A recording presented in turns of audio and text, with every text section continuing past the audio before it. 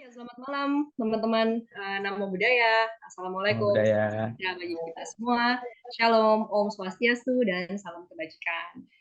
Kong Sifat Chai, Shin Kuala untuk teman-teman yang merayakan Imlek, dan selamat datang di acara Sidikui edisi perdana di tahun 2023. Nah, teman-teman, kita bicara 2023, ini bulan Januari sisa 3 hari lagi loh ya.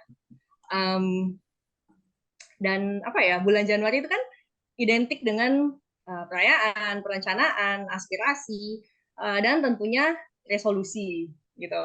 Nah, kira-kira teman-teman di sini ada yang sudah berhasil belum jalankan resolusinya selama 3 minggu terakhir? Mungkin ada yang Belum. mau tunjuk tangan? Aduh, belum ya. Ah, belum ya, Belum. Kak Linin belum ya. Nggak apa-apa, Kak. Nggak sendiri. Hostnya juga belum. Hostnya juga belum, kan? Oke. Oh ya, sebelumnya perkenalkan, nama saya Natania, dan malam ini saya akan menjadi host teman-teman di acara Sidikui. Sebelumnya, selamat bergabung kembali untuk teman-teman yang mungkin kemarin-kemarin sudah setia ikuti acara kita, dan untuk yang baru hadir, Sidikui itu apa sih? Sidi itu sendiri adalah kepanjangan dari Sarjana dan Profesional Buddhis. Dan kami adalah komunitas non-profit yang bergerak di bidang pemberdayaan sumber daya manusia. Dan Sidiku ini khususnya membahas mengenai fenomena-fenomena yang sedang marak di generasi muda, kalangan milenial dan Gen Z. Nah, uh, salah satu program kami itu yaitu webinar. Webinar ini, Sidiku adalah kepanjangan dari Knowledge Update is Yours, yang rutin diadakan sebulan sekali. Biasanya setiap hari Sabtu, Minggu ketiga dalam 1 bulan. Nah, kembali ke topik kita hari ini. Kembali ke topik kita hari ini terkait resolusi, aksi, segala prosesnya.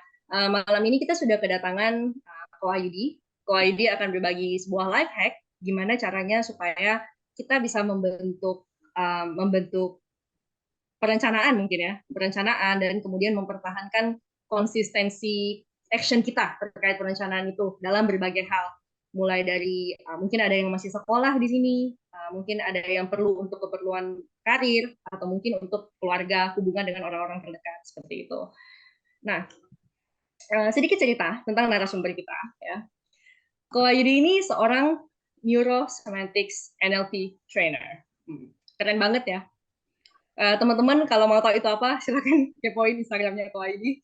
Koaidi juga personal power coach, host dari wakeupcall.id, dan learning and development enthusiast, alias seseorang yang sangat-sangat antusias mengenai pembelajaran dan juga perkembangan sumber daya manusia. Nah, nggak cukup sampai di situ. Koaidi juga, sekalipun kesibukannya begitu banyak, Koaidi adalah ketua SIDI Pusat. Nah, bayangkan, makin penasaran kan teman-teman, gimana sih caranya Koaidi ngatur waktunya? Kita akan ulik-ulik segera, tapi yang ulik-ulik bukan saya. Nah, tidak lain dan tidak bukan adalah Ketua Sidi Makassar. Nah, Ko Indra ini juga lagi-lagi kegiatannya itu, aduh banyak banget. Mulai dari apa ya? Ada bisnis, kemudian Ko Indra ini seorang teknologi enthusiast, sangat suka teknologi dan merupakan seorang full stack developer profesional. Nah, kalau mau tahu proyeknya Ko Indra, habis ini silahkan kepoin Instagramnya. Nah, tanpa berlama-lama lagi, langsung kita sambut moderator kita untuk malam ini kepada Ko Indra Sumawi. Waktu dan tempat dipersilahkan. Oke. Ya, spotlight dulu nih biar kelihatan muka-mukanya nih. Ya, ya. Oke, thank you Nat untuk introduction-nya. Selamat malam teman-teman semua, nama budaya. Ya, kita tadi udah dijelaskan panjang lebar sama Nat ya. Kita langsung mulai aja ya kali ya. Topik kita hari ini adalah tentang konsisten. Nah, tahun baru, resolusi baru. Gimana mewujudkannya? Yuk kita bahas bersama jurus yang satu ini bersama Ko Wahyudi. Nah, Ko Wahyudi, mungkin bahas overview-nya aja dulu nih. Konsisten itu sebenarnya sepenting apa sih dalam kehidupan kita sehari-hari, Ko? Ya, konsisten itu artinya kalau kita selalu mulai dari definisi ya, artinya apa sih yang dimaksud dengan konsisten gitu. Kita tahu bahwa konsisten itu adalah bagaimana kita tetap melakukan apa yang kita perlu lakukan terhadap untuk mencapai tujuannya kita. Atau ya tetap melakukan sesuatu yang kita perlu lakukan. Pada dasarnya seperti makan. Kita konsisten makan nasi. Buat teman-teman yang makan nasi ya misalnya, kalau memang dia makan nasi ya dia konsisten makan nasi. Jadi artinya kita keep continue melakukan sesuatu. Nah, itu adalah konsisten. Jadi pada dasarnya sebenarnya kita itu semua konsisten. Hanya kadang-kadang kita konsisten melakukan sesuatu yang tidak membuat kita mencapai tujuannya kita. Misalnya contoh saya mau sehat, tapi saya konsistennya bukan konsisten rajin olahraga. Saya konsisten malas olahraga gitu. Itu kan juga satu konsistensi, artinya dia keep doing kemalasan itu gitu. Nah, itu kan sebuah satu konsistensi juga gitu. Nah, itu yang jadi isu. Jadi saya konsisten melakukan sesuatu yang tidak membuat saya mencapai tujuan saya. Dan itu impact. Nah, ini kebetulan kan awal tahun ya. Awal tahun Ya. kita pasti ya semua orang punya satu harapan. Tahun baru, harapan baru atau goal baru yang nantinya di akhir 2023 itu berharap itu terjadi gitu.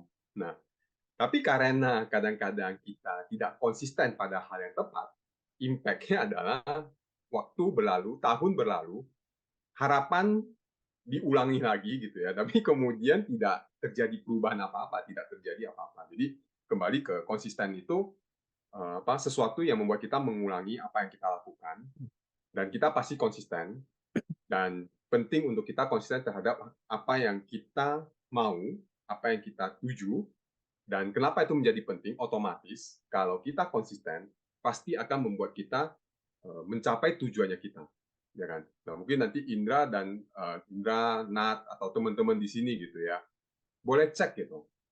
Misalnya Anda ngambil referensi tahun lalu lah, tahun 2022. Pasti Anda punya satu tujuan juga, Anda punya satu keinginan. Tapi seringkali kita kemudian berhenti di tengah atau bahkan baru mulai istilah melangkah, 1-2 langkah, terus kemudian stop, tidak melanjutkannya, dan akhirnya ya tidak terjadi apa-apa, tidak terjadi perubahan. Hidup kita, ya kita berubah gitu ya, tapi kemudian tidak mencapai tujuannya kita. Gitu. Nah, dengan konsisten, akan membuat kita,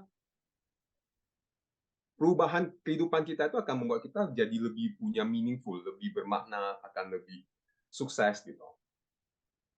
Gitu.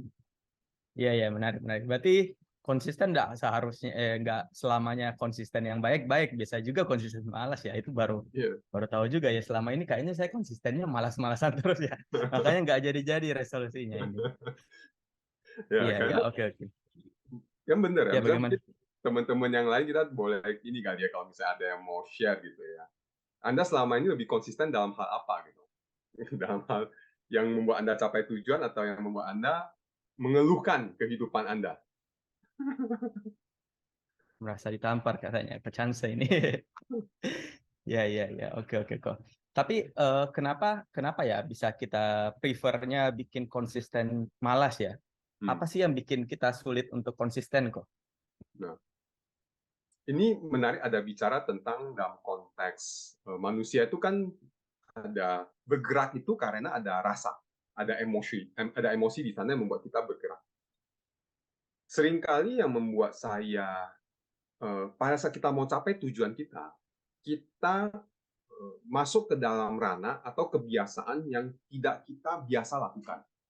Misalnya contoh paling simpel, di sini saya nggak tahu seberapa banyak dari teman-teman yang ingin hidup sehat, lalu kemudian punya keinginan berolahraga, lalu setelah berolahraga 1 hari, 2 hari, tubuhnya sakit atau capek atau apa, lalu kemudian stop, tidak melakukannya lagi. Oke? Nah, pertanyaannya apa yang membuat dia stop? Yang dia keluhkan apa? Keluhkan ada rasa ketidaknyamanan itu yang kemudian dia stop melakukan. Di sini ada pengaruh ketidakmampuan atau dipengaruhi oleh saya maunya rasa yang nyaman dalam melakukan sesuatu. Isunya adalah kalau kita tidak terbiasa atau kita mau sesuatu yang lebih baik gitu ya. Pertama kali kita akan masuk ke dalam zona ketidaknyamanan. Karena kita masuk ke dalam zona ketidaknyamanan dan kemudian kita mengukur diri kita atau kemudian kita punya sebuah kecanduan terhadap sebuah rasa nyaman, disitulah kemudian membuat saya jadi berhenti melakukan apa yang sebenarnya perlu saya lakukan. Jadi ada elemen rasa di sana. Ada elemen rasa karena ketidaktahuan saya dalam mengelola rasa, Jadi begitu saya merasa tidak nyaman, itu kemudian membuat saya jadi berhenti. Itu yang pertama. Ya. Lalu kemudian yang kedua adalah goal-nya tidak cukup penting. Tujuannya itu tidak cukup penting. Misalnya sehat. Kenapa penting sehat? Ya, nggak tahu sih, supaya menurut orang saya dianggap keren. Atau ya nggak tahu juga, katanya perlu hidup sehat. Karena tidak tahu goal-nya untuk apa, kepentingannya untuk apa, itu yang kadang-kadang juga membuat saya jadi tidak mampu melalui atau mengatasi ketidaknyamanan itu. Dan akhirnya stop di tengah jalan, sehingga menjadi tidak konsisten berjalan menuju ke apa yang saya mau tuju. Saya berani katakan bahwa seringkali kita tidak tahu cukup penting. Let's say misalnya Anda, saya nggak tahu Indra punya satu tujuan atau tidak. Atau ada orang yang mengatakan, saya pengen punya usaha. Pas saya ditanya, untuk apa kamu mau punya usaha? Nah, kadang-kadang orang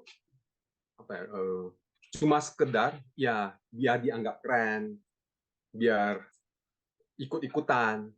Dia tidak punya sebuah drive yang kuat yang mengakibatkan dia jadinya tidak punya, karena tidak punya drive ya. Jadi begitu ada hambatan, ada ketidaknyamanan, ya udah say goodbye gitu.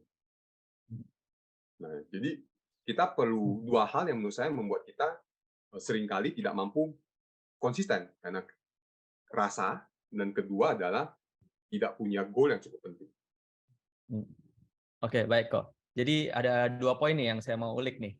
Jadi poin pertama yang tadi Ko Wahidi bilang kan tentang rasa nih, tidak nyaman. Tapi itu kan pasti dilalui semua orang nih. Tapi ada kok orang yang berhasil lewat-lewat aja, ada yang ya berhenti di tengah jalan. Nah, mungkin Ko Wahidi yang udah sering konsisten lakuin juga, pernah lihat Ko Wahidi tiap hari meditasi, terus tiap hari jalan pagi, itu gimana sih lewatin tahap tidak nyamannya itu loh kok? Adakah tips dan triknya gitu? Oke, good point ya. Thank you. Satu hal yang pertama, saya pegangan saya adalah kebermanfaatan dari goal tersebut. Itu pegangan saya. Misalnya contoh, kenapa saya tetap rutin untuk meditasi di pagi hari dan olahraga, ya. Jadi olahraga lah, antara lari pagi ataupun berenang gitu. Karena saya tahu itu penting. Pertama, misalnya meditasi, saya butuh mampu berpikir dengan jernih. Karena pekerjaan saya, untuk saya mampu perform di pekerjaan saya perlu mampu berpikir jernih. Dan saya sudah mendapatkan manfaat dari meditasi itu, dan itu sangat menolong saya di dalam pekerjaan saya, di dalam sehari-hari. Sehingga itu membantu saya lebih tenang, mampu lebih fokus, mampu menghadapi ketidaknyamanan. Jadi saya berpegang kepada manfaat olahraga, lari. Karena kan saya sempat rutin, kemudian stop. Tahunan nggak gitu rajin olahraga, lalu kemudian tubuh menggemuk, gitu ya, tubuh menggemuk, lalu kemudian sakit-sakitan, bukan sakitan artinya sampai artinya ya biasa asam lambung, sakit kepala, gampang stres gitu. Nah, kita tahu bahwa tubuh yang sehat akan membantu kita juga mampu berpikir lebih baik. Nah, jadi saya perlu menjaga dua hal kan, pikiran dan tubuh. Pikiran dengan meditasi, tubuh dengan olahraga, sehingga saya mampu untuk terus bergerak mencapai tujuannya saya. Nah, karena saya mengetahui pentingnya tersebut, itu yang menjadi pegangan saya pertama. Oke, pegangan saya pertama.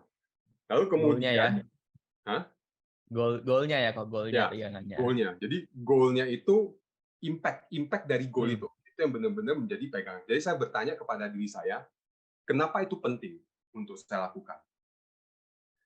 Badan yang sehat. Bahkan saya nggak stop sekedar badan yang sehat. Kenapa sih penting bagi saya punya badan yang sehat? Saya bertanya itu kepada diri saya. Dan itu sangat menarik waktu saya bertanya, kenapa penting badan yang sehat? Oh, ternyata dengan badan yang sehat, saya mampu melakukan aktivitas dengan lebih baik. Dan saya nggak stop di sana. Saya bertanya lagi, oke, Yud, lu mampu beraktivitas dengan lebih baik, terus so what? Di situ muncul jawaban adalah ya pas saya mampu beraktivitas dengan baik dan sebagainya, secara pendapatan saya juga akan lebih baik karena saya akan mampu lebih produktif gitu. Dan saya nggak stop di sana. Saya bertanya lagi, oke, pendapatanmu lebih baik, terus kenapa? Apa pentingnya? Dan di situ masuk mulai ranahnya adalah dengan saya punya pendapatan yang lebih baik, saya mampu memberi kepada siapa? Orang tua. Dan tiba-tiba langsung terus kemudian terus kenapa? Apa pentingnya kasih kepada orang tua? Gitu. Ya disitulah kamu menjadi anak yang bertanggung jawab. Jadi pada saat saya olahraga tidak sekedar hanya sehat, tapi di sana ada bentuk tanggung jawab saya sebagai anak kepada orang tua.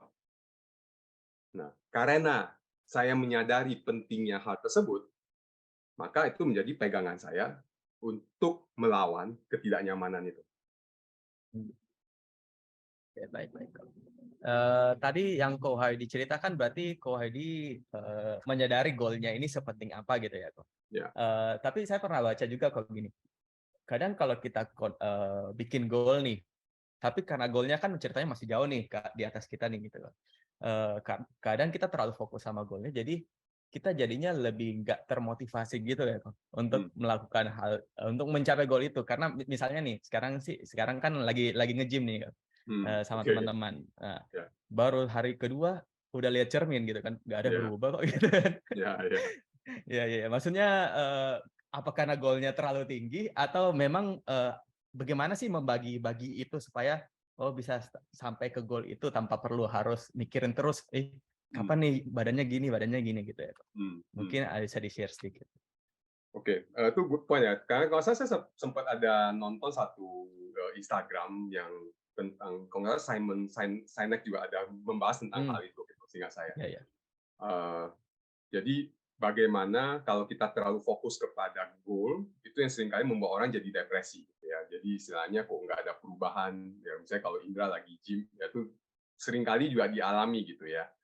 Nah, benar sekali. Jadi kalau saya sekarang ini, apa yang saya lakukan pada saat kita bicara tentang konteks untuk mencapai goal, penting untuk ya sudah fokus kepada kita tahu nih kan dari goal ada proses kan yang tadi katain ada satu goal ada proses untuk kita mencapai goalnya kita karena bagi saya sepertinya ya goal itu sesuatu yang masih di luar sana saya tahu itu sesuatu yang penting dan itu sesuatu yang saya mau tuju tapi kemudian yang penting itu adalah konsisten melakukan apa yang kita perlu lakukan dalam hal mencapai goalnya kita.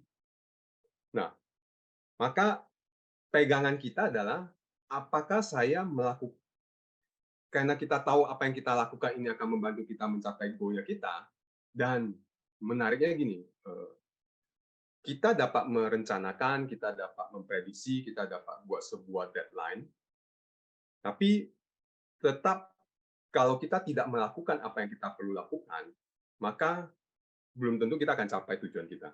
Nah, controlling apa yang kita lakukan saat ini belum tentu langsung memberikan hasil saat ini juga. Misalnya contoh saya mau badan six pack, saya mau badan saya kekar. Itu kan tidak dibangun dalam waktu 1 hari. Itu tidak dibangun dalam waktu 2 minggu. Itu bahkan dibangun dalam waktu 6 bulan, 9 bulan atau 1 tahun baru mulai kelihatan hasil. Nah, kadang-kadang kita tidak melakukan aktivitas kita dengan sebuah pemahaman atau sebuah pengetahuan yang bahasa saya adalah ecological. Artinya, saya maunya lakukan hari ini, hasilnya hari ini juga. Nah, itu tidak make sense, kan? Tidak achievable. Tidak masuk akal. Nah, karena saya berharap sesuatu yang tidak masuk akal, maka menjadi wajar kemudian saya menjadi stres, tidak berdaya. Gitu. Karena saya berharap sesuatu yang tidak masuk akal. Tapi kalau saya tahu bahwa ini prosesnya memang adalah proses 6 bulan, proses 9 bulan, proses 1 tahun. Ya, kalau memang hari ini belum mencapai hasilnya, saya ngaca dan memang itu belum mencapai hasilnya, wajar dong, karena ini baru 2 hari misalnya, baru 3 hari, atau baru 1 bulan. Tapi kalau sama saya konsisten, ya, dan saya tahu itu adalah 6 bulan, dan kalau 6 bulan belum jadi, itu kan sebenarnya menjadi feedback, apakah saya melakukan dengan cara yang tepat. Gitu. Jadi, benar kata Indra adalah kan kita perlu waspada dengan kita lakukan aktivitas dengan sebuah pemahaman yang masuk akal atau tidak. Dan seringkali karena sekarang ini serba instan, maunya cepat, maunya langsung memberikan hasil. Dan hari ini lari, misalnya contoh kalian saya sempat contohnya saya sempat berat badan naik 84 terus turun menjadi 74. Lalu kemudian naik lagi berat badan menjadi 80. Nah, waktu 80, wah gemuk lagi nih. Mulai panik kan. Nah, karena mulai kerja banyak duduk dan sebagainya gitu. Mulai panik. Nah, begitu lari, nah ini kalau saya nggak waspada, kadang-kadang begitu habis lari, besok timbang. Nah, pas nimbang, berharap langsung turun kan berat badannya. Ya nggak Timbang mungkin 1 kilo gitu. ya. Iya, langsung. Ya nggak seperti itu prosesnya gitu. Jangan baru kemudian berharap lari pagi gitu dengan langsung berat badan tuh, ya nggak seperti itu gitu. Ya mending konsisten dulu lakukan, konsisten lakukan. Nah sekarang mulai turun nih 1 kilo. Ya udah lakukan lagi gitu. Nah, itu seringkali kita tidak melakukan dengan ya konsistennya halu gitu. Ya, tidak lakukan konsisten dengan sebuah pemahaman yang tepat. Pemahamannya itu ya menurut saya tidak masuk akal. Ekspektasinya tidak masuk akal terhadap proses yang kita lakukan. Dan seringkali kita menemukan orang-orang seperti itu, mau cepat kaya gitu, lakukan. Misalnya contoh adalah dia, misalnya sekarang sosial media orang, saya rutin bikin reels gitu atau apa. Dia berharap 1 kali bikin langsung yang like banyak gitu. Ya sorry to say gitu. Ya, siapa lu?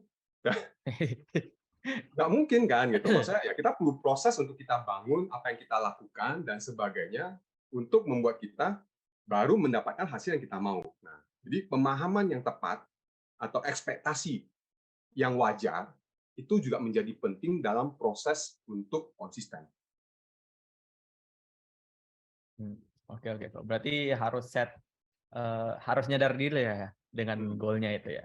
Tapi prosesnya ya, Indra. Iya, prosesnya. Oke. Tapi kok kan orang bilang juga mimpi setinggi-tingginya ya kok.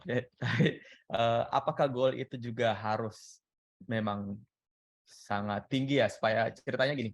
Misalnya aku set goal 100%, 200% lah setidaknya biar supaya saya sampai 100%.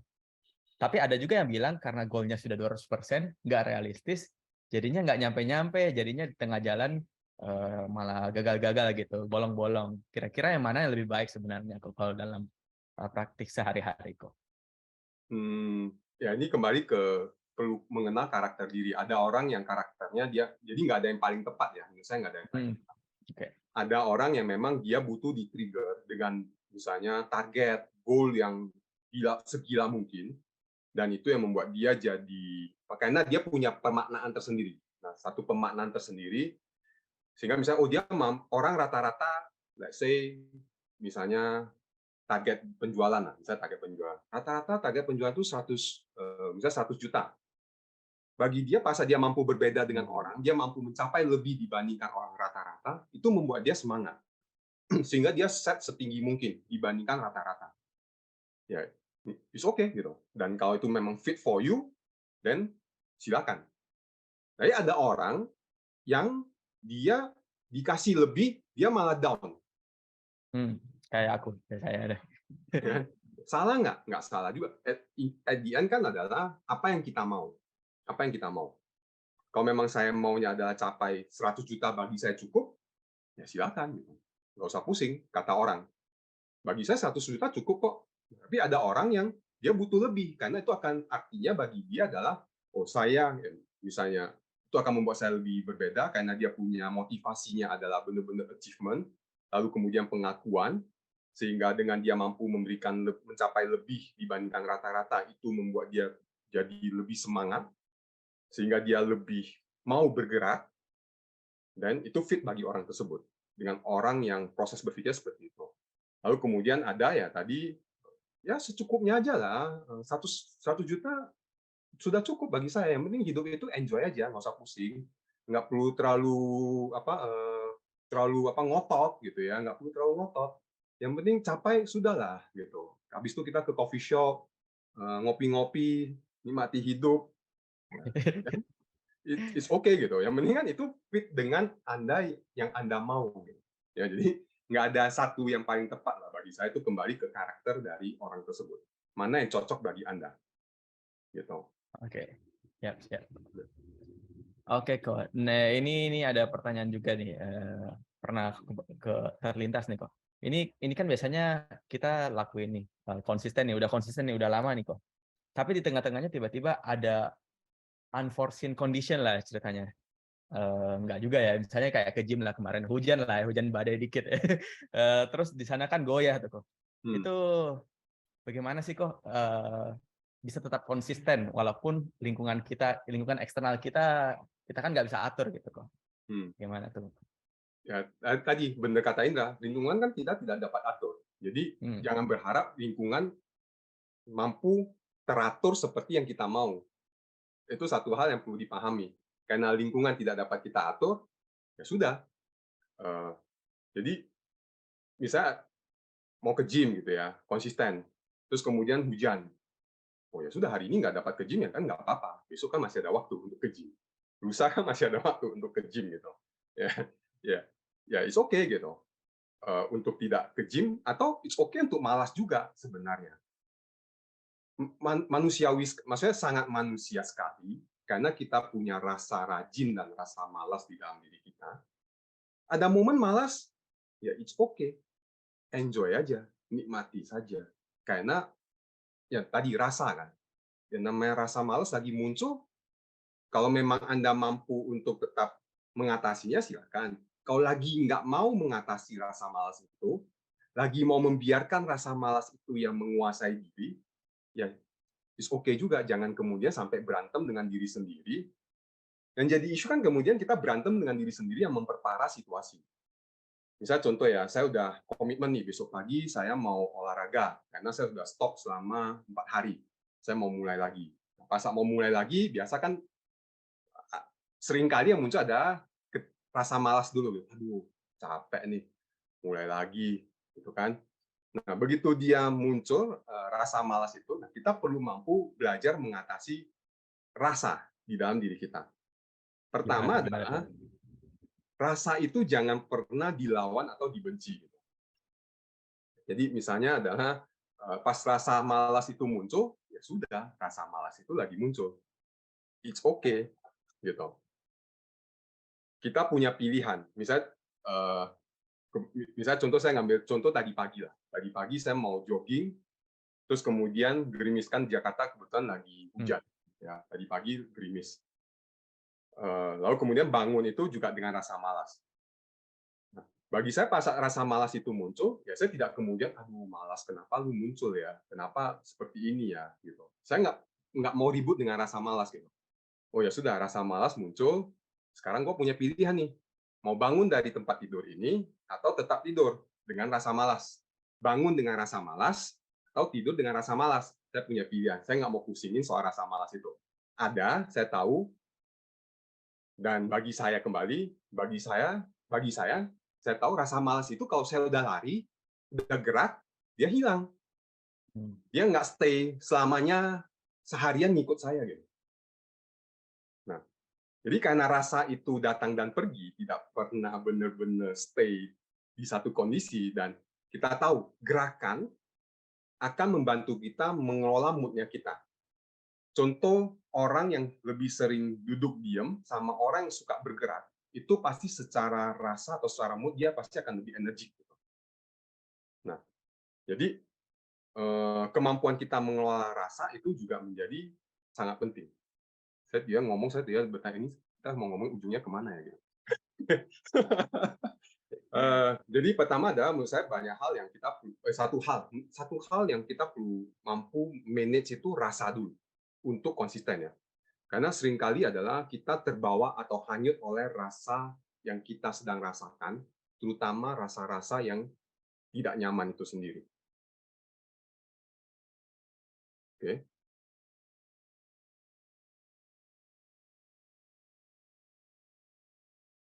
Ya. Oke, kira masih ada sambungannya kok. Sorry. Iya ya, berarti harus memanage rasa itu ya kok, mau dihadapin karena semuanya ya kembali lagi ada pilihannya ya kok. Jadi kalau misalnya kita stop di tengah jalan, lalu kemudian untuk membuat kita melangkah lagi, ya sebenarnya bagi saya jawaban gampangnya apa? Ya udah lakukan aja, ngapain pusing-pusing gitu. Maunya apa gitu? Maunya lakukan, ya udah lakukan. Ada malas, oke, terus maunya apa? Jadi kadang kita jangan bikin terlalu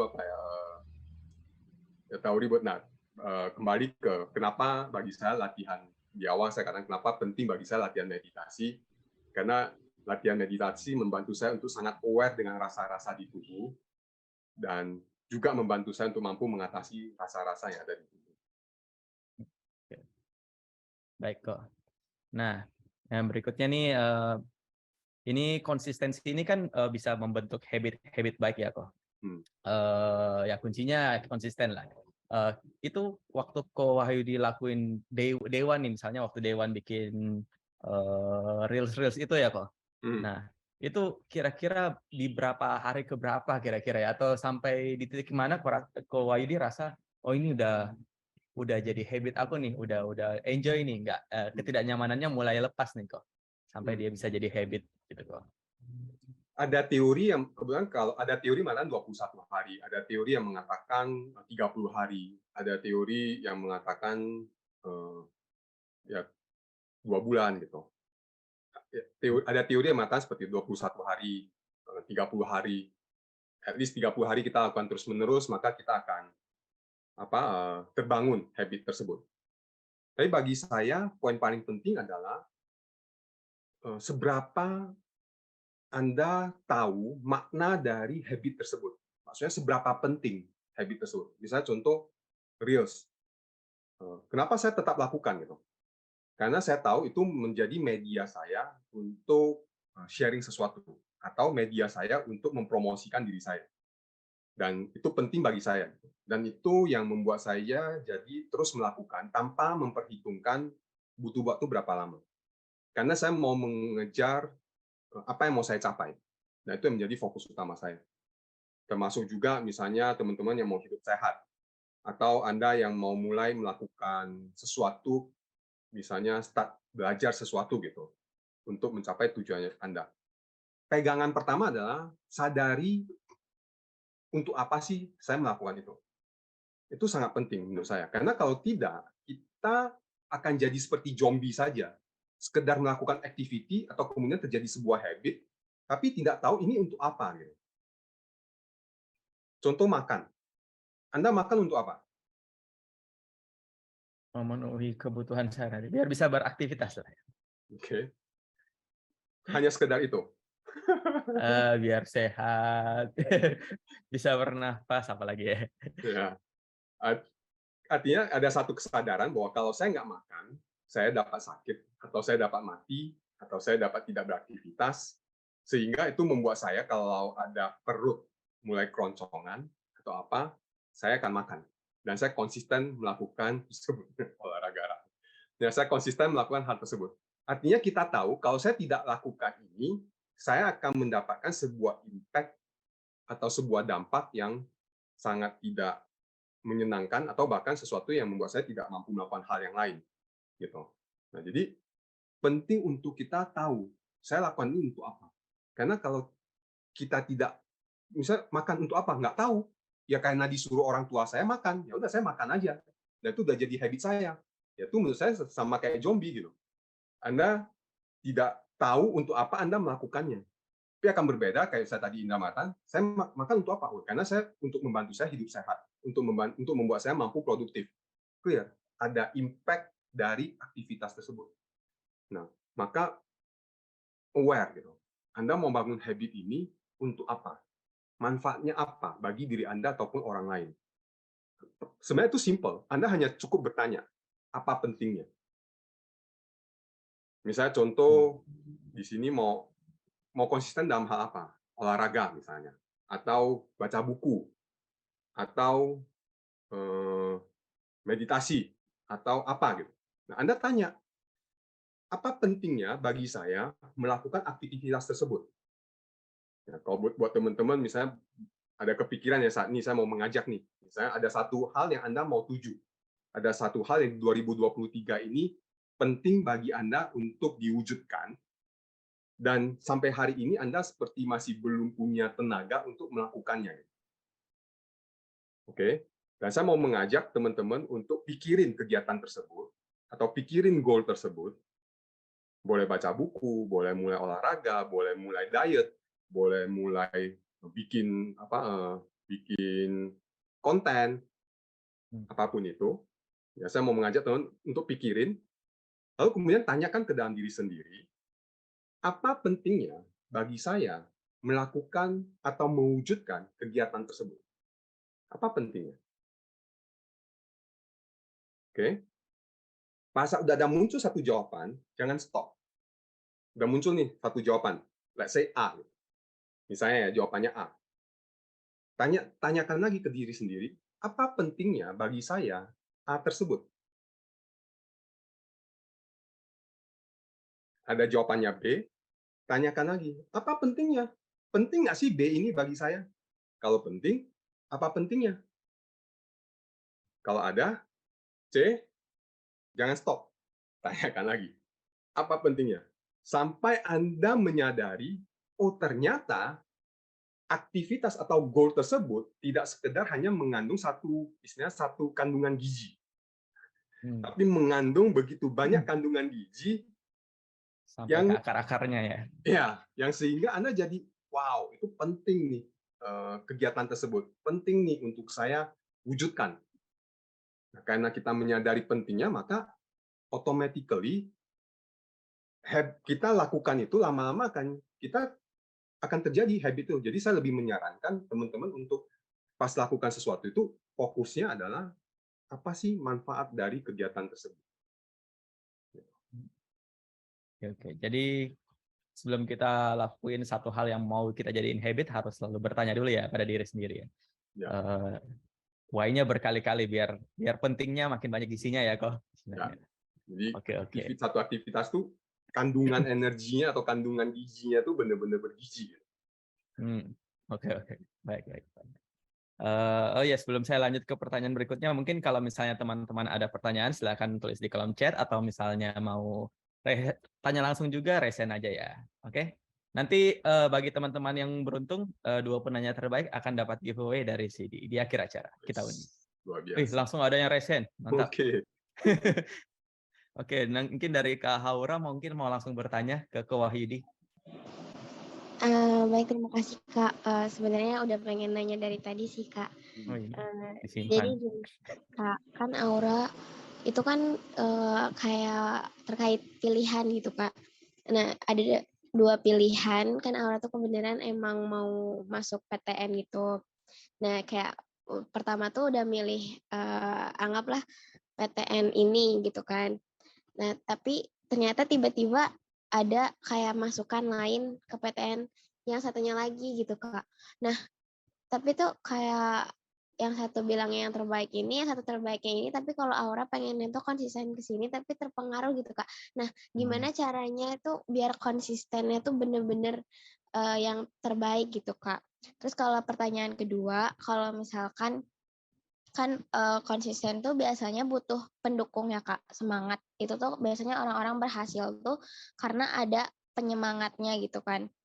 Nah, kalau misalkan nih Kak, kita tuh keluarga tuh kayak nggak ada yang ngedukung sama sekali. Nah, apa kita harus konsisten sama yang tanpa dukungan itu ataukah bagaimana gitu Kak? Terima kasih. Wow, luar biasa. Thank you Haura ya. Panggilannya Haura ya? Iya Kak. Oke, thank you Haura untuk pertanyaannya. Oke. Yang pertama itu saya ulangin dulu ya, berarti yang pertama itu ada 2 pilihan. Lalu kemudian ada A dan C, misalnya masuk ke dalam universitas A atau universitas B. Sebenarnya kalau saya bertanya kepada Haura, pilihan kamu apa? Kamu maunya yang mana? Sebenarnya maunya yang A. Oke. Lalu yang membuat kamu tidak mewujudkan apa yang kamu mau? Karena ada masukan kalau misalkan ke A itu susah gitu kan. Jadi mending ke B aja gitu. Oke. Ini kan baru mau tes ya? Benar ya? Iya. Apa yang membuat kamu tidak melakukan tesnya itu A dan B? Karena terbatas gitu Kak.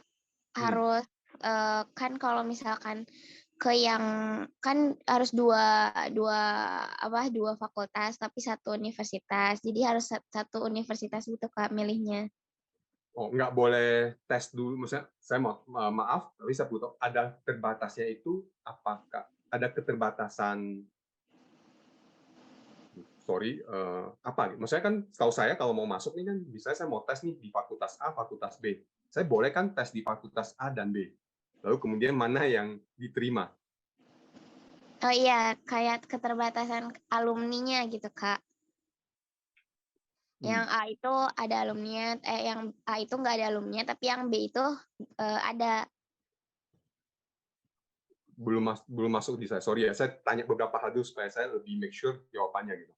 Biar ini loh Kak, biar yang A kayak belum konsisten.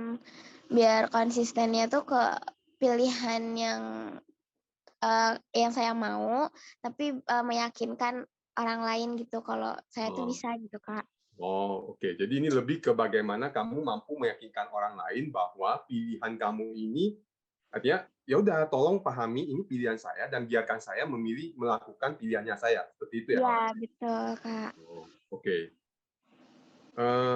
Berarti itu soal bagaimana kita mengkomunikasikannya kepada orang lain. Ya memang umumnya kan pertama adalah maksud baik dari orang lain itu adalah supaya Haura istilahnya, kalau kita cek dulu nih, maksud baik dari perilaku orang itu kan supaya Haura masuk ke dalam satu pilihan yang lebih umum lah ya, seperti itu ya, lebih aman. Nah, kalau menurut saya kalau terkait dengan hal itu, Haura sendiri yakin nggak mampu masuk di pilihannya Haura? Kalau dari beberapa peluangnya sih ada, walaupun nggak sebanyak yang disaraninnya. Oke. Seberapa mampu kamu mengatakan bahwa oke, ini akan persentasenya, atau saya tanya satu lagi, kalau kamu pilih A, itu masa depannya gimana? Lebih gampang tinggalnya, ada saudara, kayak gitu. Kalau yang B itu lebih jauh. Oke. Lalu kemudian apa yang membuat mereka menganjurkan kamu ngambil B? Karena kalau misalkan yang A itu anggap cuma 55%, tapi kalau yang B 70% gitu, Kak. 55% untuk dapat masuk di kampus tersebut? Iya. Oke. Ada persentase untuk dapat ditingkatkan nggak jadi 70% untuk dapat masuk? Belum. Hah? Belum tuh, Kak. Oke, kalau gitu PR kamu ya. Tolong cari tahu bagaimana caranya. Kalau memang kamu mau ya, istilahnya gini, saya nggak tahu, nggak dapat dikatakan A atau B, dan pilihan orang lain dapat benar, dapat salah. Ya, maka yang penting pertama adalah dari Haura sendiri, apa yang membuat kamu mau memilih A? Oh iya, baik, Kak. Oke. Apa yang membuat kamu mau memilih A? Lalu kemudian kalau memang itu menurut kamu istilahnya baik, kemudian bermanfaat, maka pertanyaan berikutnya adalah, supaya sekarang 55%, ada nggak possibility dapat menaik jadi 70% untuk saya mampu masuk ke dalam fakultas tersebut? Bisa kalau mungkin nyoba-nyoba perlombaan gitu ya, Kak. Oke, that's good. Satu hal. Ada lagi nggak? Udah sih, Kak, itu aja. Oke, itu udah kamu lakukan belum? Lagi baru daftar, Kak. That's good. Oh iya, benar juga ya, Kak. Berarti kita harus berjuang lagi. Oke. Memberikan jawaban kepada Haura.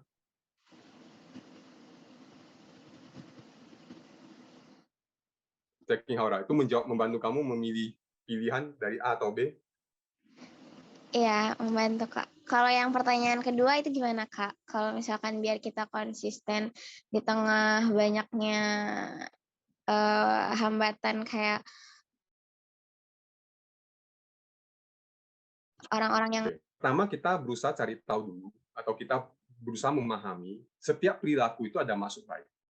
Maksudnya adalah orang tersebut ngelarang atau orang tua memarahi anak, walaupun kita tahu memarahi itu keliru, tapi niat baik dari orang tua memarahi anak itu apa?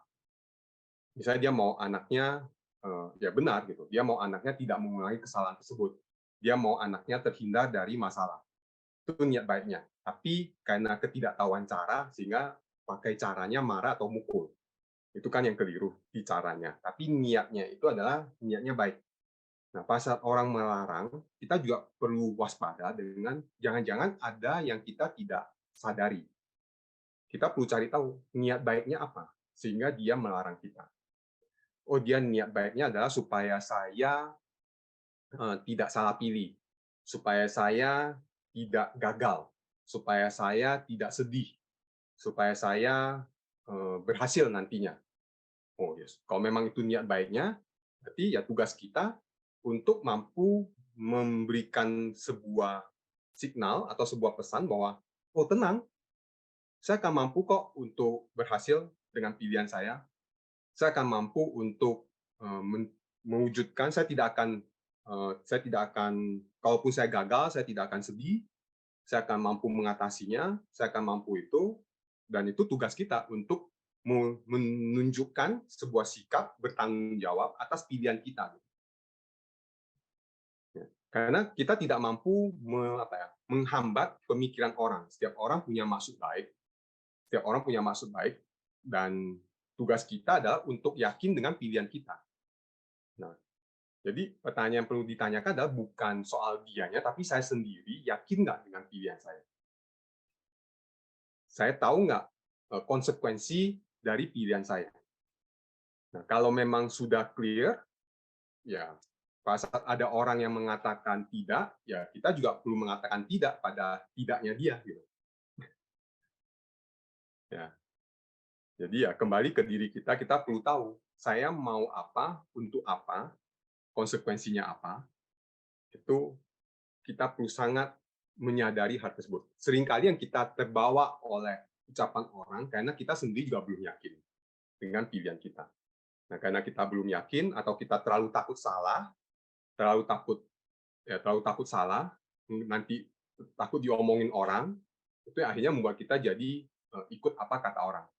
Nah, maka kembali pertama adalah saya maunya apa. Mudah-mudahan menjawab. Oke, thank you Haura atas pertanyaannya. Aku sebelum lagi ke pertanyaan berikut, ada poin yang menarik dari tadi. Ini yang sempat terjadi juga ya. Kira-kira seberapa keras kita harus toleransikan hal di luar eksternal itu? Kan tadi dibilang dari Haura, oh kadang orang keluarganya pun itu nggak support misalnya ya. Tapi kan dia kalau kita bilang tidak, takutnya jadi durhaka ya. Jadi bingung ya, bimbang antara apakah kita harus toleransikan memang. Oh oke lah, karena maksudnya Ko Wahidi kan pasti ada niat baiknya ya, apakah kita tetap ikutin atau tetap kita keras pada diri sendiri nih, bilang oh tetap kita lanjutin nih gitu kok. Ya. Sampai di batas mana kita tahu oh ini memang harus ditoleransikan, ini yang kita tetap harus istilahnya jadi keras kepala terhadap diri sendiri gitu ya. It's good point. Sebenarnya kalau namanya batas toleransi itu, misalnya let's say orang tua lah ya, misalnya tadi orang itu tua sangat lah, case by case sih. Saya waspada dengan generalisasi ya, generalisasi. Jadi pertama saya kembali kita pahami misalnya, pertama kita pahami setiap keputusan kita ada konsekuensi, ada resiko. Kita perlu siap dengan itu dulu. Misalnya saya memutuskan mau misalnya tadi kuliah di tempat yang jauh, konsekuensinya apa? Itu saya perlu sangat menyadarinya dan mau menerimanya, bahwa itu adalah keputusan saya. Lalu kemudian pada saat ada orang tua atau orang lain yang mengatakan tidak, maka tolong jangan langsung tidak juga, tapi pahami dulu apa yang membuat mereka mengatakan itu. Niatnya apa? Tanya. Bertanya, ya kebetulan tadi ini di sini ada Ko Hendra, tadi siang saya sempat ngobrol sama dia, salah satunya ada dari kemarin juga kita ngomong soal komunikasi, ya kita komunikasikan, kita tanyakan. Gitu. Boleh tahu nggak, misalnya papa, mama, ibu, ayah, gitu. Boleh tahu nggak ayah, apa niatnya, apa maksud baik bapak, sehingga menolak hal ini, atau mengatakan hal ini. Ya, kita cari tahu, oh kalau misalnya dia khawatir ini, khawatir itu, tugas kita untuk mampu menjawab, nggak perlu khawatir, melalui sikap kita, sehingga dapat membuat orang jadi yakin. Itu menurut saya yang lebih penting. Baik, thank you masukannya. Oke, kita lanjut ke pertanyaan berikut dari saya yang raise hand dulu ya kali ya. Baru lanjut ke room chat. Mungkin dari Kak Lin Lin. Baik Kak, terima kasih banyak Kak untuk kesempatannya Kak. Apakah suara saya terdengar dengan baik? Ya. Aman. Baik, saya ini izin bertanya Kak. Yang ingin saya tanyakan, saya itu kan cita-citanya mau menjadi penulis yang handal, dan juga saya itu membeli banyak buku referensi tentang menulis. Saya juga rajin mengikuti kelas menulis, serta saya itu punya banyak sekali teman yang teman penulis begitu Kak. Terus ketika saya lagi menulis itu, terkadang saya nongkrong di kafe sambil mendengarkan musik, karena hal tersebut meningkatkan konsentrasi dan kreativitas. Namun kelemahannya Kak, terkadang saya hanya mut-mutan saja Kak. Terkadang kan saya itu masih kuliah, terkadang lelah sekali. Jadi malas Kak untuk membuka buku dan lain sebagainya, karena kan saya cita-citanya ingin menjadi penulis. Namun bagaimana Kak agar moodi ini tidak menghalangi kekonsistenan kita Kak. Terkadang kan kita punya masalah, mungkin dalam hal keluarga, teman, dan lain sebagainya, yang membuat mood kita itu down Kak. Bagaimanakah itu Kak solusinya? Oke, luar biasa ya pertanyaan-pertanyaannya. Gila, deep semuanya dalam ya. Ayo, silakan kok dikupas. Pertama soal mood dulu ya. Mood, ya kita perlu belajar. Memang kan kalau kayak seperti artis, penulis, itu moodinya memang sangat tinggi ya. Itu saya ya kalau memang dia nggak mood, nggak muncul ide kreatifnya gitu ya, sehingga nggak nulis. Kayak Natlan salah satu juga artis gitu kan, gambar. Kadang-kadang dia perlu moodnya dapat baru dia gambar gitu. Kalau dia moodnya nggak muncul atau apa, mungkin saya boleh tanya, cara lu mengelola moodnya supaya itu muncul gimana? Ya, gambar. Hah? Gambar. Tetap gambar. Tetap gambar. Terus? Maksudnya kalau pasti jelek ya hasilnya ya, maksudnya. Cuma ya kalau misalnya ini ya gambar sampai moodnya muncul lagi. Karena kalau kita biarkan, ya misalnya gini ya, misalnya itu ada klien kan gitu, terus kan ada deadline kan. Kalau klien ya kita terima duitnya orang, ya mana bisa bilang, ih sorry Pak, nggak mood. Iya sih, tapi kalau seandainya untuk proyek pribadi pun ya seperti itu, maksudnya apa ya, kadang ada bolong-bolong gitu kan. Tapi kalau seandainya ini, kalau memang sudah benar-benar stuck gitu, biasanya sih nonton apa namanya, kayak nonton YouTube gitu, atau kayak nonton apa namanya, nonton dokumenter yang memang bahas art, bahas sesuatu yang apa ya, yang saya suka gitu. Nanti biasanya dari situ muncul lagi rasa mau bikinnya, itu muncul lagi. Biasanya sih kayak gitu. Oke. Ya, thank you, Nat. Ya, itu menurut saya salah satu cara mengolah mood, benar. Pertama adalah kalau memang tetap lakukan, walaupun hasilnya nggak gitu oke, ya jangan dipersoalkan. Ya sadari aja memang ini dilakukan dengan mood X. Namanya moodnya X, ya sehingga hasilnya ya X gitu. Beda dengan kalau moodnya Y, ya hasilnya Y. Karena moodnya lagi mood nggak asik, ya hasilnya nggak asik. Itu yang pertama. Tadi benar, kalau misalnya kemudian, ya it's okay untuk kemudian juga gitu. Kita nggak kayak PLN, bahkan PLN aja ada hidup, ada mati gitu listrik. Nggak on 24 jam terus-terusan. Nah, kalau memang moodnya lagi down, lagi nggak ada, ya stop, nikmati nonton YouTube, nikmati musik, tidur-tiduran, ke pantai, ya kan?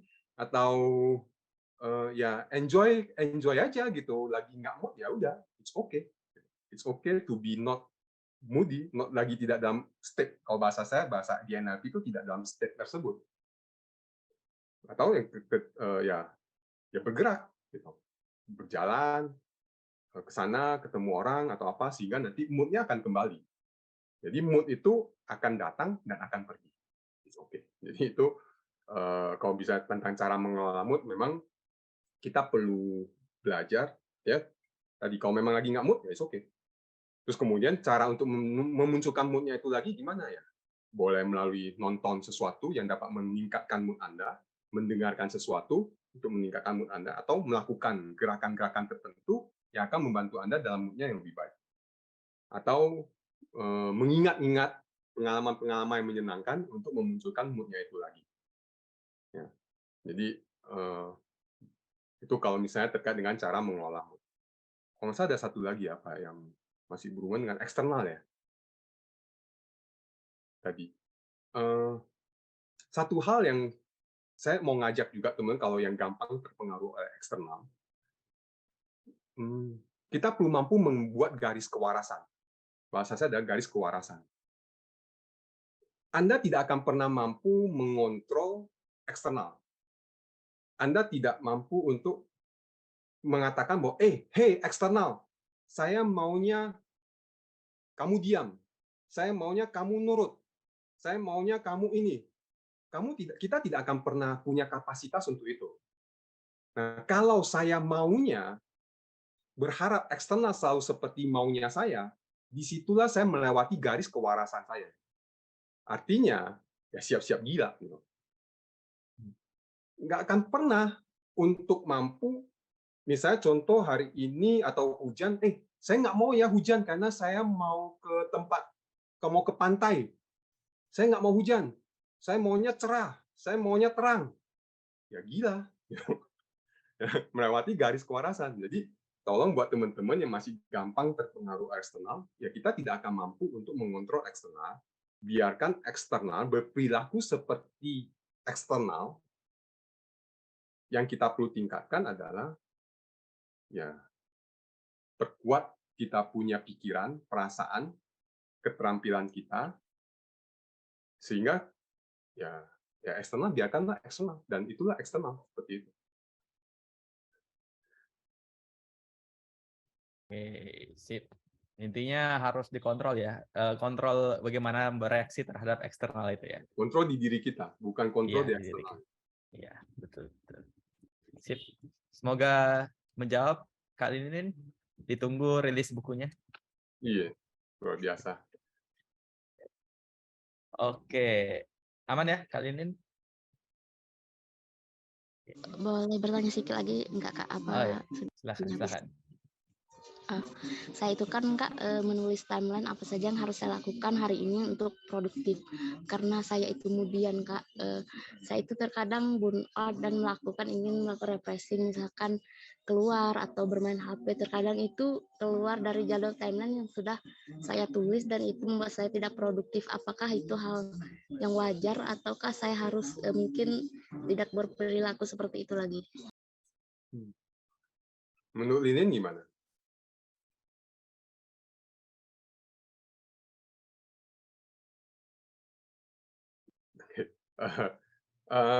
Pertama yang perlu cek adalah apa yang membuat Linin begitu kemudian. Apa yang membuat kemudian? Kalau memang kemudian apa yang sudah direncanakan kemudian tidak dilakukan, kalau ya tadi misalnya kalau kita kerja tentu itu jadi tidak tepat karena kita tidak profesional, kita tidak bertanggung jawab atas pekerjaannya kita. Tapi kalau itu ya maksudnya kemudian yang jadi perparah adalah kalau kemudian saya tidak lakukan, saya melakukan self blaming, menyalahkan diri sendiri. Lalu kemudian saya terjadi adalah setelah saya self blaming, terjadi ketidakpercayaan terhadap diri sendiri. Karena saya seringkali menulis mau melakukan A, tapi saya tidak melakukan. Impact-nya adalah saya jadi tidak punya self trust. Saya tidak punya sebuah trust kepada diri saya sendiri. Dan pasal saya tidak punya trust kepada diri saya sendiri, maka kepercayaan diri saya dapat menjadi menurun. Nah, karena kepercayaan diri saya menjadi menurun, otomatis kadang-kadang membuat saya jadi tidak berani berkomitmen, tidak berani mengambil tanggung jawab. Nah, pasal saya tidak berani berkomitmen atau tidak berani mengambil tanggung jawab, efeknya itu dapat membuat saya jadi tidak produktif. Itu masuk dalam sebuah lingkaran yang kemudian dapat, kalau tidak waspada, kadang-kadang itu membuat kita jadi depresi. Maka saran saya, semaksimal mungkin kita udah bilang A, wujudkan A. Di situ akan membuat kita kepercayaan dirinya makin meningkat dari waktu ke waktu. Karena kalau makin sering, itu kan seperti kita bohong sama diri sendiri ya. Saya mau A, tapi saya tidak lakukan A. Itu kan seperti saya lagi bohong sama diri sendiri. Nah, pas saya lagi bohong sama diri sendiri, makin sering saya bohong sama diri sendiri, maka rasa percaya kepada diri sendiri juga makin berkurang. Gitu. Jadi, sebaiknya komitmen A, lakukanlah A. Oke. Semoga menjawab, Kak Lin. Sip. Oke deh. Kalau gitu saya lanjut ke pertanyaan di room chat ya. Ternyata cukup banyak pertanyaan di room chat juga. Mungkin dari yang pertama dari Bro Chance, bagaimana kalau konsistennya kadang aktif, kadang pasif? Terus apakah ini bisa dibilang konsisten? Konsisten ya kalau misalnya aktif, pasif, aktif, pasif. Terus kalau misalnya konsistennya seperti itu, bagaimana buat yang pasif ini biar jadi aktif semua gitu kok? Note-nya ini berlangsung cukup kontinu dalam bidang tersebut. Kembali ke pertama adalah yang di pasif ini apa pentingnya? Udah tahu belum? Gitu. Kadang-kadang kita karena tidak tahu apa pentingnya, lalu kemudian kita juga perlu cek yang membuat saya pasif itu apakah saya memang punya keterampilannya atau tidak. Jadi ada beberapa hal yang kita perlu analisa ya. Kita perlu analisa yang membuat saya jadi pasif. Kadang-kadang saya tidak tahu apa pentingnya kegiatan tersebut. Lalu kemudian kedua, saya tidak punya keterampilan tersebut untuk melakukan aktivitas tersebut sehingga pas saya lakukan kok kagok atau apa sehingga saya jadi tidak merasa puas dengan kegiatan tersebut dan karena saya tidak puas akhirnya saya jadi malas melakukannya karena ya bukan malasnya sebenarnya tapi karena tidak terampil untuk melakukan kegiatan tersebut maka perlu cari tahu gitu yang membuat saya jadi pasif atau tidak melakukannya. Pertama, saya jelas nggak pentingnya kegiatan tersebut. Terus kemudian kedua, saya punya keterampilannya nggak untuk melakukannya. Menurut saya dua hal itu dicek dulu. Gitu, Chance. Oke, Coach Chance. Semoga bisa menjawab. Lanjut, yang berikutnya ini sebenarnya pertanyaan atau pujian ini. Dari Ko Hendra, value-value apa yang dijadiin kunci utama dalam hidup sehingga Pak Ketua terlihat sangat prima dalam segala hal? Ketua yang mana ini? Ya, di sini ada 3 ketua nih, ada ketua Makassar, ada ketua Medan, ada ketua Jakarta. Kan? Iya, kan? Medan juga ada ya, Bang? Ketua yang mana ini? Ko Hendra. Ada 3 ketua nih hari ini. Thank you ya untuk kehadirannya Ko Hendra dari PC Medan. Jadi di sini ada 3 ketua gitu. Oke, lanjut ya. Mungkin pujian kali ya. Atau mau dijawab, mau ditanggapin? Tadi ada satu hal yang menurut saya menarik untuk kita semua aware, value. Value itu kan adalah sesuatu yang bernilai. Sesuatu yang kita anggap penting, value. Ya kan? Nah, karena kita penting untuk kita menyadari yang tadi sebut apa yang kita anggap penting. Apa yang mau kita hidupi, value tersebut. Nah, cara untuk mencari tahu value tersebut yang tadi saya katakan adalah tanya apa pentingnya, apa pentingnya, apa pentingnya. Di situ kita akan menemukan apa value-nya kita. Ya. Nah, jadi itu yang saya mau ajak teman-teman untuk kalau perlu search di Google apa sih value, bagaimana menemukan value, ya itu penting untuk kita aware dengan value kita dan menghidupi value tersebut. Ya, kalau tadi misalnya di saya, apa value-nya saya? Ya, kebetulan saya mempunyai satu value tentang ya jadi manusia itu sesuatu yang luar biasa dan penting untuk bagaimana kita menghidupi kemanusiaan ini, gitu ya. Jadi itu menjadi salah satu hal yang penting bagi saya. Gitu. Terus kemudian waktu itu saya juga ditanya pertanyaan itu, salah satu value yang saya hidupi juga adalah about bagaimana saya mampu giving back to the society. Nah, itu juga menjadi satu hal yang saya hidupi, gitu. Maksudnya pegangan saya lah, nggak selalu saya kadang-kadang ya masih ada lah malasnya apanya gitu. But value penting untuk kita sadari value-nya kita. Oke, terima kasih Ko Waidi. Lanjut pertanyaan berikutnya dari Nita AR. Kok izin bertanya bagaimana sih konsisten dalam beberapa bidang yang berbeda yang sedang dikerjakan? Apakah tetap fokus dan bisa berjalan beriringan kok? Konsisten di dua bidang nih. Saya ingat kemarin malam kan sempat ada obrolan dengan Ko Hendra ya. kita ada ngobrol di center gitu ya. Salah satu yang dibahas adalah tentang peran. Misalnya ada beberapa peran yang perlu dijalani sebagai anak, sebagai ketua sebuah organisasi, sebagai karyawan, sebagai suami, sebagai adik, sebagai teman. Itu kita pasti punya beberapa peran. Sama, ada beberapa aktivitas yang kita perlu lakukan. Dan dari kemarin yang dari Koenda adalah bagaimana kita fokus pasat kita. Kan kita nggak mungkin, misalnya, let's say hari ini, nggak mungkin saya bicara sambil masak. Kita tidak ada namanya multitasking, nggak ada multitasking.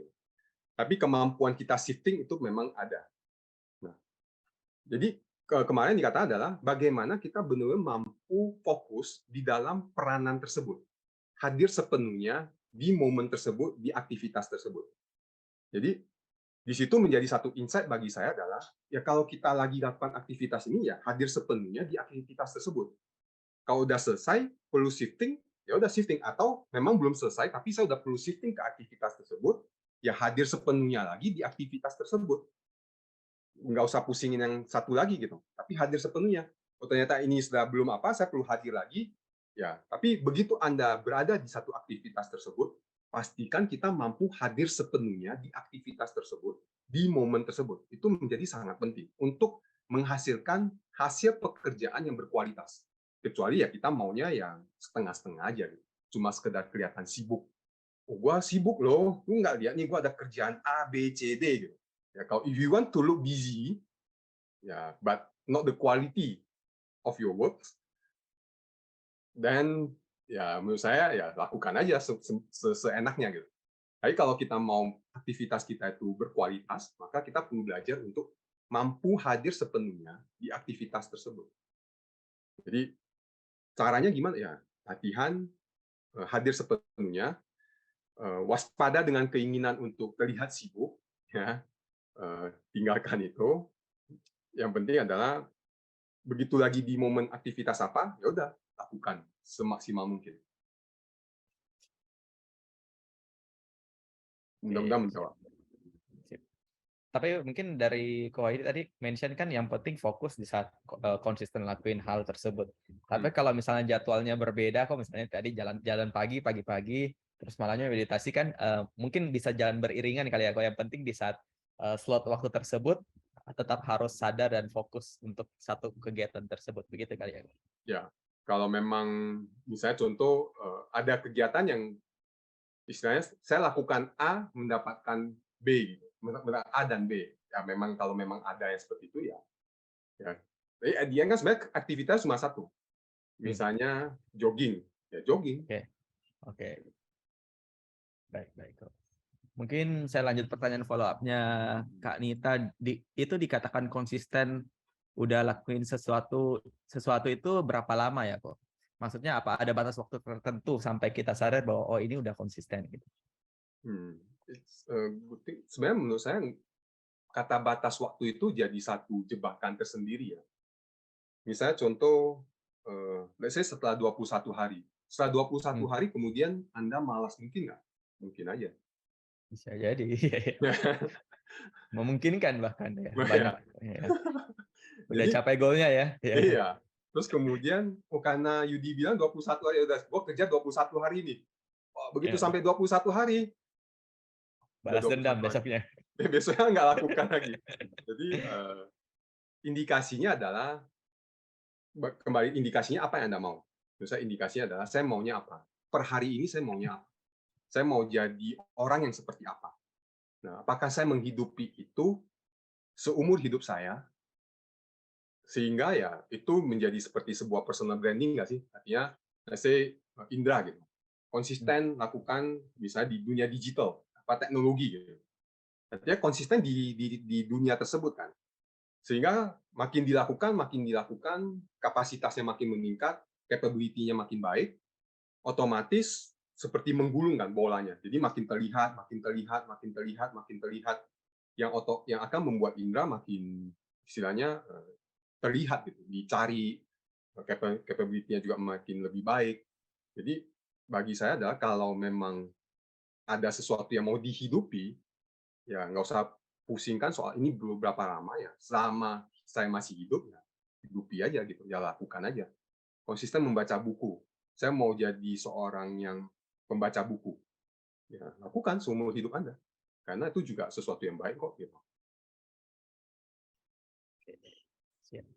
Semoga menjawab Kak Nita. Lanjut pertanyaan berikutnya dari tadi ada lagi satu Coach Hanse tadi ya. Itu yang tadi ini apakah ada momen di mana konsisten itu tidak dibutuhkan kok? Jika ya mungkin saat apa? Mungkin ada pengalaman pribadi kok. Ya tidak, sebenarnya pada saya kita konsisten, cuman kalau misalnya konsisten marah ya udah nggak diperlukan, kan nggak konsisten marah, konsistennya salah. Malas. Ya, okay. Mungkin konsisten terhadap apa yang ditanyakan, bukan soal konsistennya, tapi Anda konsisten, saya konsisten mabuk-mabukan, ya kan? Ya stop lah, gitu.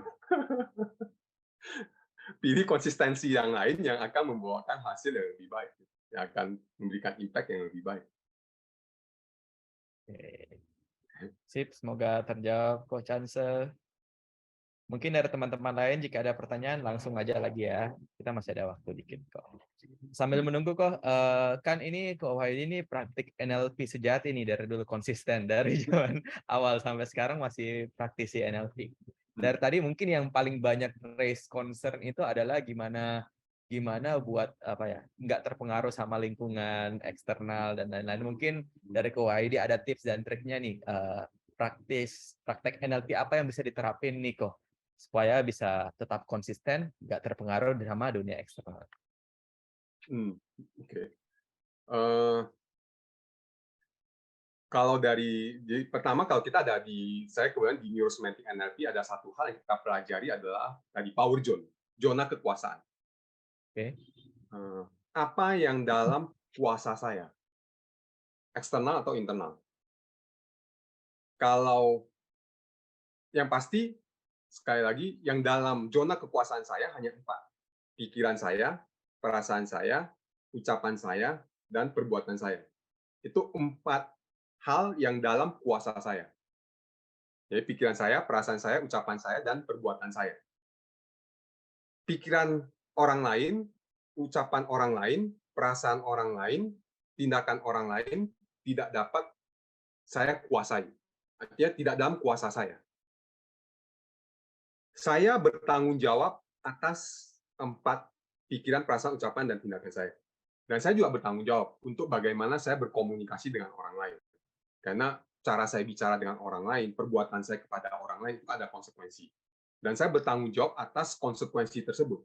Saya bertanggung jawab bagaimana kalau saya maki-maki orang lain, ya saya perlu bertanggung jawab atas hal tersebut. Jangan saya mau maki-maki orang lain, tapi kemudian saya dipukul, saya nggak mau. Ya itu berarti saya tidak bertanggung jawab atas perbuatan saya. Baik, misalnya saya sudah melakukan sesuatu yang baik kepada orang lain, lalu kemudian orang lain itu malah menjelek-jelekkan saya, atau malah meragukan saya. Itu tidak dapat saya kendalikan. Itu di luar tanggung jawab saya, di luar kuasa saya. Di luar kuasa saya. Karena kita tidak pernah tahu, saya ngomongnya A, di dalam kepala dia sama nggak dengan apa maksud saya. Kan kita juga tahu ya, setiap orang berespon dengan pemikirannya masing-masing. Setiap orang punya referensi masa lalu atau referensi berpikir yang berbeda-beda. Saya selalu pakai contoh, misalnya, yuk pikirin apel. Setiap orang punya apelnya masing-masing di dalam kepalanya dia. Sehingga kita tidak pernah tahu. Jadi pas saya ngomong sesuatu yang baik, mungkin aja ditanggapi dengan tidak baik. Ditanggapi dengan apa sih ini orang? Oh, jangan-jangan dia mau nipu, jangan-jangan dia mau apa dan sebagainya. Itu tidak dapat dalam kuasa saya. Jadi kita perlu build, kita punya ownership, ya kita punya ownership atas pikiran, perasaan, ucapan dan tindakan kita. Bertanggung jawab atas pikiran, perasaan, ucapan dan tindakan kita. Itu yang kita perlu sadari dan mengambil tanggung jawab atas powernya kita. personal power. Maka personal power-nya itu adalah kuasa atas diri. Diri itu apa? Ya pikiran, perasaan, ucapan, dan perbuatan kita. Kita perlu bertanggung jawab mengambil kuasa atas pikiran, perasaan, ucapan, dan perbuatan kita. Sehingga eksternal, biarkanlah eksternal terjadi seperti apa adanya. Dari situ kita akan mampu hidup yang lebih sehat, bukan melewati garis kewarasan. Gitu sih. Sip. Thank you. Mungkin tambahan ada pertanyaan terakhir nih mungkin ya, karena waktu juga udah mau closing nih. Mungkin related ke yang tadi kok, dari Ci Agustina, bagaimana cara yang efektif dalam NLP supaya tetap konsisten dengan jadwal yang telah kita tetapkan setiap hari agar kesuksesan yang bisa kita raih. Terima kasih kok.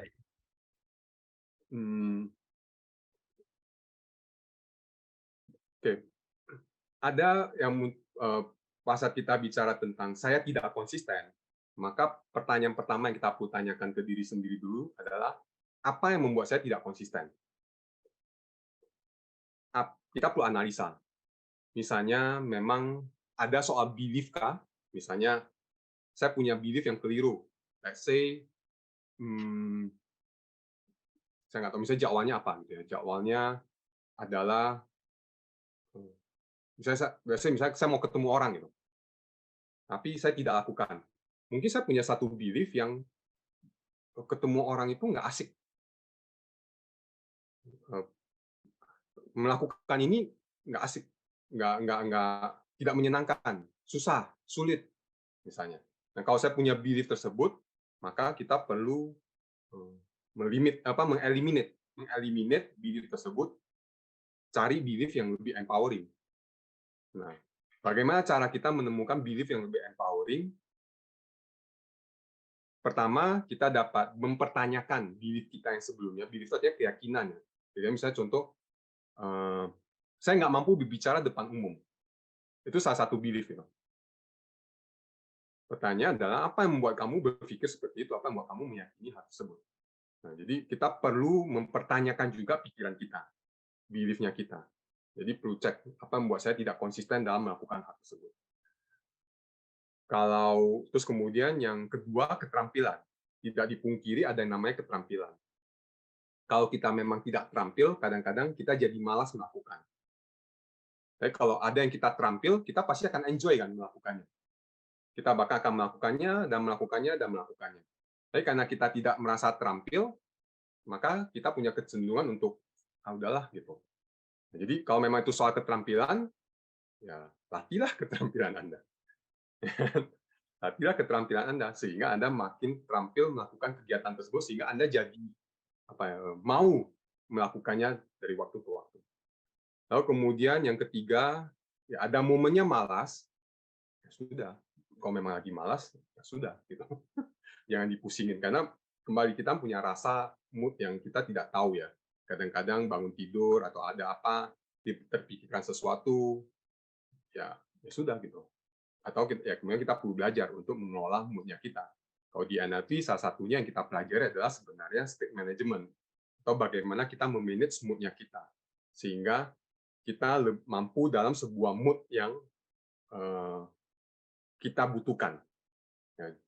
Banyak cara untuk memanage mood. Paling pertama adalah kita dapat menggunakan objek tertentu, apakah musik, apakah sebuah video, sebuah bacaan, sebuah tontonan, atau kemudian gerakan. Itu juga dapat membantu kita mood. Postur, jadi kalau misalnya, let's say, as simple as senyum, kita yang senyum dan tidak senyum, itu juga mood-nya berbeda. Misalnya, kita yang nggak senyum, mukanya yang akan berbeda. Kalau begitu kita senyum aja, mood-nya udah beda. Gitu. As simple as that. Gitu. Jadi kita perlu belajar untuk memanage mood-nya kita, untuk sehingga tidak terpengaruh oleh mood-nya kita. Gitu. Maksudnya, kita mampu memanage mood-nya kita, bukan dipengaruhi oleh mood-nya kita. Jadi mungkin jawabannya nggak direct ya, tapi perlu analisa lagi. Semoga terjawab, Ci Agustina. Oke, karena waktunya juga udah dekat-dekat closing kok, mungkin ada sedikit closing statement mungkin kok dari Ko ini untuk kita ini yang mungkin baru mau membangun habit yang baru nih. Ya, apa kira-kira tips paling ampuhnya nih, rahasianya? Kalau mau simpelnya adalah nggak usah pusing dengan apapun yang ada di dalam benak Anda. Gitu ya. Lakukan saja apa yang perlu dilakukan.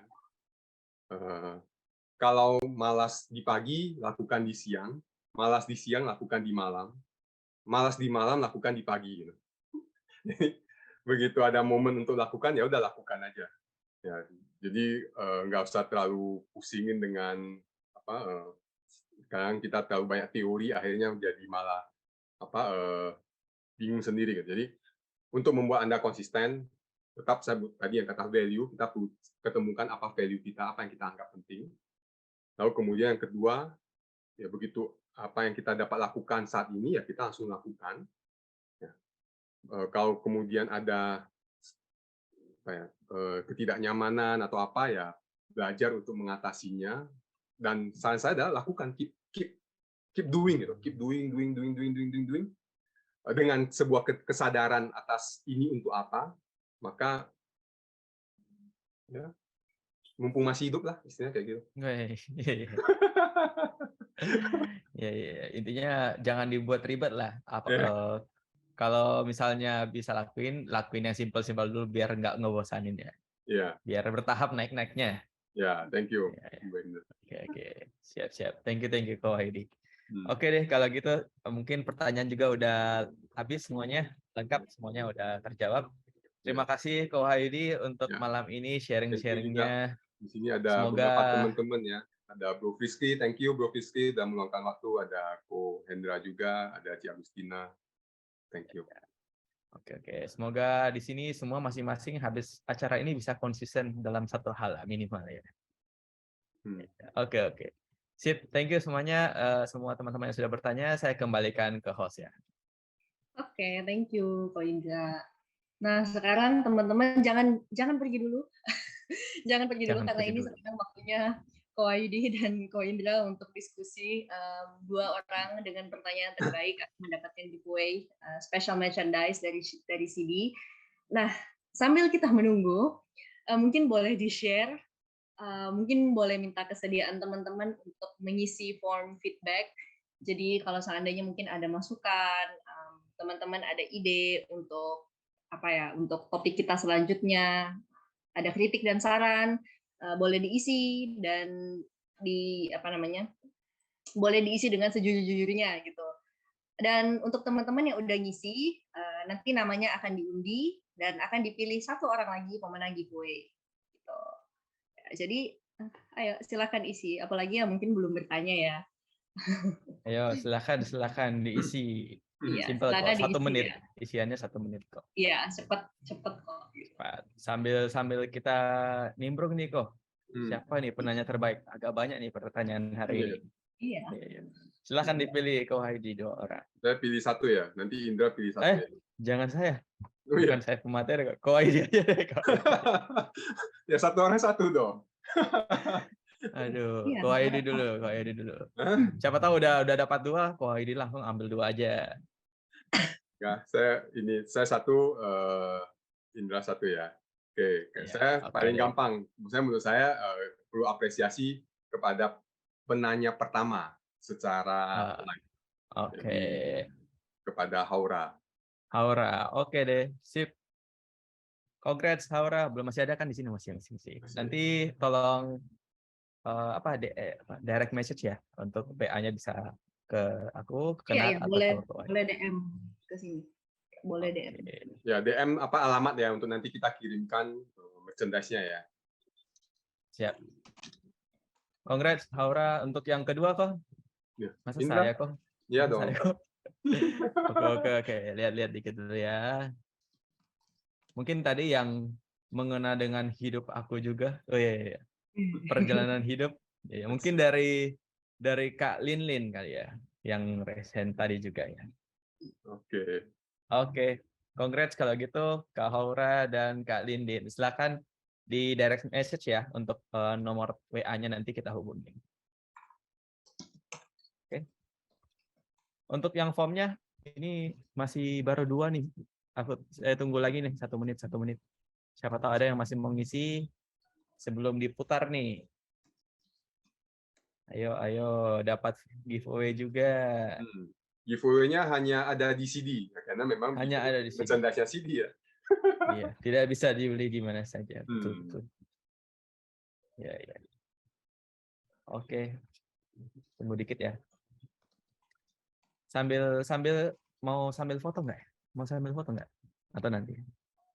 Gimana, Nat? Nanti aja, tunggu dulu. Oke. Selesai itu baru. Ya. Sampai 9.30 deh, 9.30. Sampai besok. 9.30. Wita. Ya, jadi teman-teman perlu aware ya, di sini ada WIB dan ada Wita, satu di Makassar, satu di Jakarta. Jadi iya, betul. Ya, overview dikit ya. Jadi tadi yang kayak Nat bilang, kita di CD itu ada beberapa kota. Jadi kebetulan tiap kalau di Jakarta sering tuh kalau misalnya kepoin aja CD channel itu tiap minggu ada acara lamar ya, kalau Life and Nature itu juga bahas tentang kehidupan. Bagus. Silakan ditonton CD channel. Kalau CD Kui ini acaranya tiap akhir bulan lah, tiap bulan, 1 bulan sekali. Ya. Jadi kalau misalnya teman-teman mau ikut lagi yang berikutnya, mau tahu ada kegiatan apa, silahkan di follow IG-nya CD Jakarta dan CD Makassar. Nanti aku share. Oke, mungkin kita putar aja ya. Tiga orang aja ini yang mau konsisten ya. Iya. Oke, tunggu ya, aku paste dulu. Tapi 1 udah dapat giveaway nih, jadi boleh nggak ya? berarti cuma 2 orang dong. Ya udah. Gimana? Boleh nggak 2 double nih? Putar dulu deh. Siapa tahu, putar dulu. Tunggu dong. Lihat 1 kali dulu, siapa tahu ternyata ada submission baru. Oh iya, untung ditunggu. Ada 4. Ya, oke, kita putar ya. Tunggu dong. Share screen dulu dikit. Nih, untuk nama-namanya. Tadi Kak Lindin sebenarnya udah dapat. Jadi aku hapus ya. Jadi hapus. 3 ya.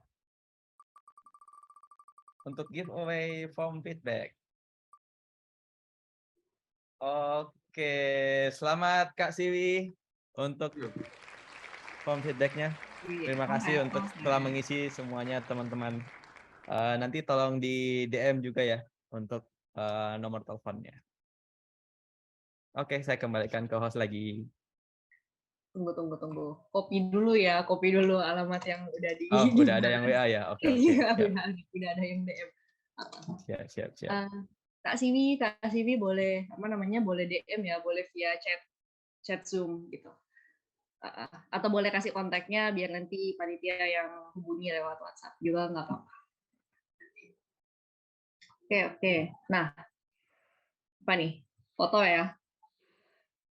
Sertifikat dulu. Walaupun sesama sih tetap harus ada sertifikat. Lupa Ko Ayudi kan udah famous gitu. Jadi sertifikat. Iya. Sebagai apresiasi. Ya, sebagai apresiasi. Si Vena masih ada nggak di sini? Oke, dipersilahkan Civena. Ya, ada. Oh, ada. Silakan Civena menyerahkan. Oke, aku terima sertifikatnya enggak? Ya. Oke. Ko Ayudi, ini sertifikatnya ya, Ko. Terima kasih ya, Ko, acara CD Kui-nya ya, Ko. Terima kasih juga untuk teman-teman yang konsisten melaksanakan CD Kui, sehingga sudah berapa episode? Sudah 1 tahun lebih ya kita melakukan CD Kui. 13 episode. Nanti yang berikut yang ke-14. Walaupun ada bolongnya dikit, tapi tetap konsisten. Itu kan karena eksternal ya bolongnya. Ya, eksternal betul. Nggak jodoh. Ya. Oke. Thank you. Sip. Oke, thank you ya. Thank you. Oke. Oke, silakan. Ya. Nah, akhir kata, terima kasih teman-teman, teman-teman yang udah bergabung hari ini. Semoga kita bisa ketemu lagi. Terus mungkin boleh di-share slide-nya. Foto dulu, Nat, sekali. Foto dulu kah? Bukan slide-nya dulu kah? Slide nanti kita tuh. Foto dulu deh. Ayo, nanti pada lari nih. Ayo, kita foto dulu sebelum teman-teman live ya. Ya. Oke, silahkan yang mau on cam, boleh on cam biar kita foto bareng-bareng. Halo, Ci Agustina. Halo, Bro Frisky, thank you. Nah, ini Pak Ketua kita juga nih, Bro Frisky. Wih, mantap. Banyak ketua hari ini. Iya. Banyak ketua hari ini. Banyak ampau hari ini. Banyak ampau. Iya, ampaunya belum dapat. Ya, oke teman-teman yang bisa on cam silakan kita foto bareng ya. Oke, teman-teman, senyum konsisten. 3, 2, 1. Oke deh, siap. Thank you. Tunggu aku share dulu ya. Mana tuh yang mau di-share? Ini masih ada semua. Bro Frisky lagi di mana? Di Surabaya atau lagi di Jakarta? Surabaya kok. Di Surabaya ya? Oke, thank you ya udah bantu ketemu dengan PC Surabaya. Siap. Tinggal di follow up dengan PC-PC yang lain. Ya. Mereka udah ini ya, udah pengurusnya udah ada terbentuk ya. Dibantu dengan MBI Surabaya. Mantan aktivis sekber kok. Mantap. Thank you Frisky. Thank you banget. Oke, sekali lagi akhir kata terima kasih untuk teman-teman yang udah datang. Semoga kita bisa ketemu lagi di acara selanjutnya. Di sini kita ada QR code ini untuk teman-teman yang berkenan untuk memberikan donasi agar kita bisa ketemu lagi di acara-acara selanjutnya. Sampai jumpa. Yang mau kepoin Ko Wahyudi. Yang mau kepoin Ko Wahyudi silahkan. Yang mau kepoin sini juga silahkan. Biar bisa dapat update untuk acara berikutnya.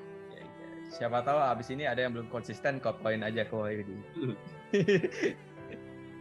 Ya, oke, kalau gitu terima kasih semuanya teman-teman sudah hadir malam ini. Sampai ketemu di Sidikui bulan depan.